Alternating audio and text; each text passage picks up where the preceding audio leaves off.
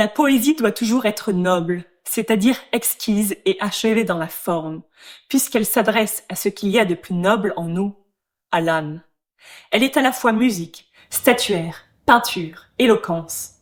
Elle doit charmer l'oreille, enchanter l'esprit, représenter les sons, imiter les couleurs, rendre les objets visibles et exciter en nous les mouvements qu'il lui plaît d'y produire. Cette définition de la poésie vient de Théodore de Banville, critique, poète et dramaturge français du XIXe siècle, et décrit bien comment la poésie est vue par la plupart d'entre nous en art noble, supérieur, intouchable.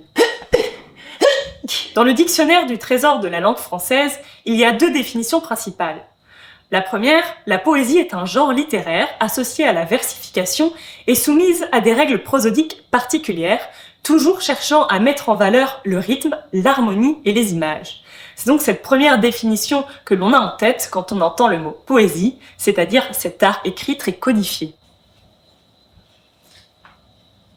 La deuxième définition élargit le terme en qualifiant la poésie de tout ce qu'il y a d'élevé et de touchant, que ce soit dans une œuvre d'art, le caractère ou le physique d'une personne, ou les objets et choses de la nature. Ô toi, ma plante verte, tu laisses la porte ouverte aux émotions du cœur, à mes joies, mes douleurs. La poésie, c'est donc cet art, mais surtout ce caractère du beau et du sensible qui touche les cœurs, les esprits et les âmes.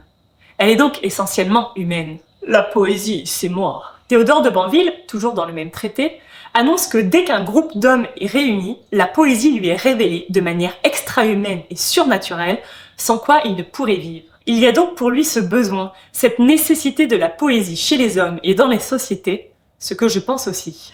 Moi aussi, même si personne me demande mon avis. Donc assumez ce besoin de poésie, assumez votre regard de poète et ramenez la poésie dans votre vie. Soyons tous poètes et soyons tous fous et vulgarisons la poésie.